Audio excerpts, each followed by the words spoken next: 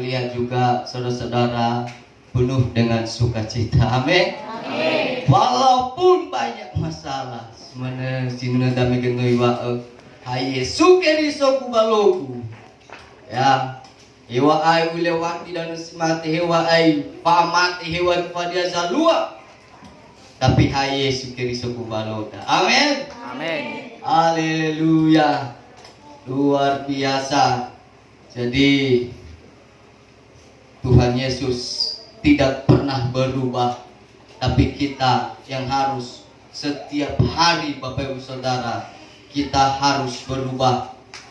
Bukan berubah semakin tidak baik, tapi berubah kita semakin baik di hadapan Tuhan. Amin. Amin. Ya, berubah terus.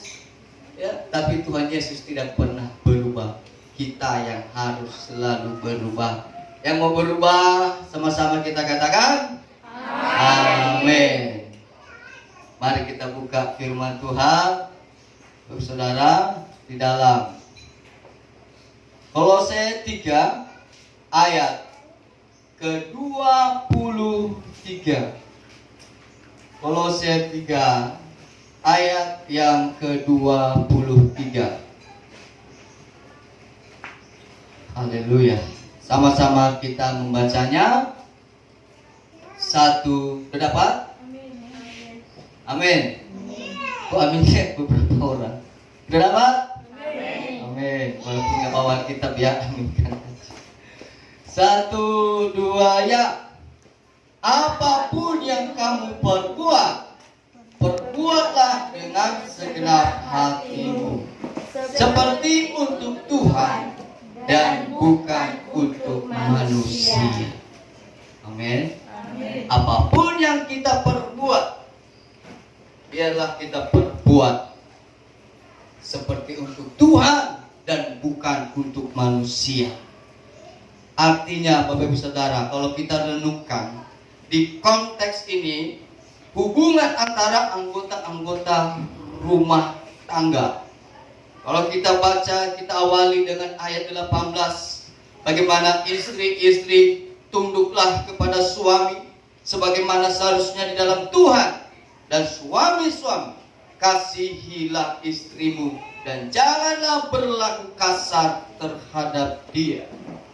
Artinya, bahwa pelayanan, kehidupan terang Kristus itu kita harus mulai daripada pribadi diri sendiri dulu, dalam keluarga, baru kepada bangsa-bangsa, kepada orang lain, kepada daerah sekitar kita. Amin.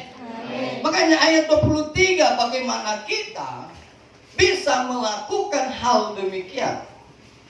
Tentu kita harus melakukannya seperti untuk Tuhan dan bukan untuk manusia. Ketika kita bekerja, ketika kita membentuk rumah tangga pun, bahkan menyelesaikan masalah pun, bahkan menghadapi proses sekalipun, kita harus tapi penadawalangi, seolah-olah kita berbuat dan memang adalah untuk Tuhan. Amin. Sesuai Amsal dikatakan, apapun yang engkau perbuat, biarlah engkau melibatkan Tuhan di dalam setiap lakumu. Artinya kemudian di Faluada harus tak koreksi dan si podu bajo masih lowalangi. Ya. Artinya Bapak Ibu Saudara, bahwa seperti untuk Tuhan dan bukan untuk manusia. Saya percaya kalau kita renungkan, kita mau melakukan hal ini, ya, ini juga adalah ibadah. Ini adalah untuk Tuhan. Jangankan ibadah, bekerja, bahkan kufadia pun ifaluada, natawa badedada, bahwa ini adalah untuk bagelowalangi. Pasti, ya, pasti lehadei paabwagele, pasti lehadei persungutan, lehadei patai tahisa. Amin. Amin.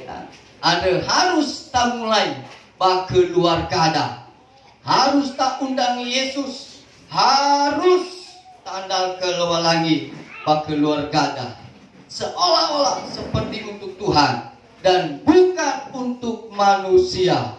Ayat 24 dikatakan, kamu tahu bahwa dari Tuhanlah kamu akan menerima bagian yang ditentukan bagimu sebagai upah.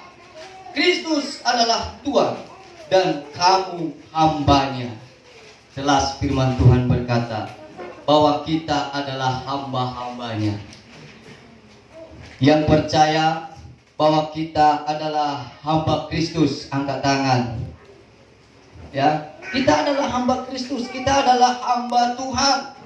Dan dikatakan bahwa dari Tuhanlah kita mendapatkan upahnya itu. Artinya lohadoi jaya-jaya golo hadiah di Palwata si segi pasti diingat lowalangi. Ya. Jadi saya dibawa kepada suatu renungan Bapak Ibu Saudara bahwa betapa pentingnya kita harus menyadari mana yang merupakan kewajiban, mana yang merupakan hak kita di dalam Tuhan. Amin. Pernah mendengarkan yang istilah hak dan kewajiban? Kita tidak hanya menuntut Tuhan, hakku Tuhan, mana berkat. Ya. Saudara kan hak-haknya mana? Hejosowa bawa masih dodo, hejoso, dia hanya menuntut hak, dia hanya menuntut keinginan, kebutuhannya, tapi tanpa harus memikirkan, merenungkan apa yang menjadi kewajibannya di dalam Tuhan. Ya. Ada kewajiban kita, ada hak kita di dalam Tuhan.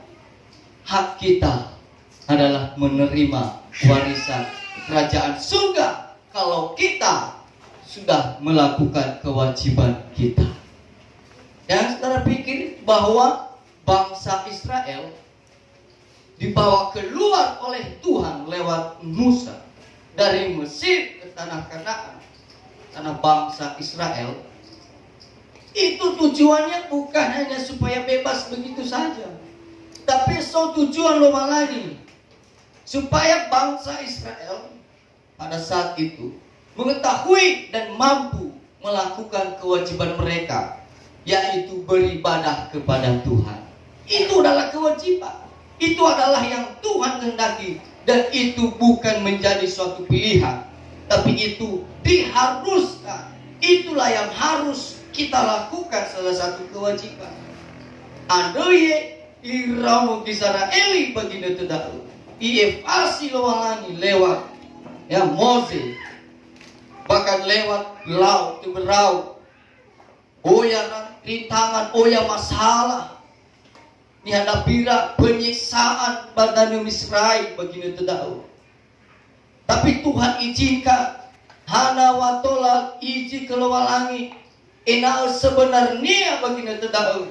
Rano Israeli mengerti bahkan sadari bahwa tepai nahasa mesa ya ira butuh ya ira perlu campur tangan lowalangi. Amin.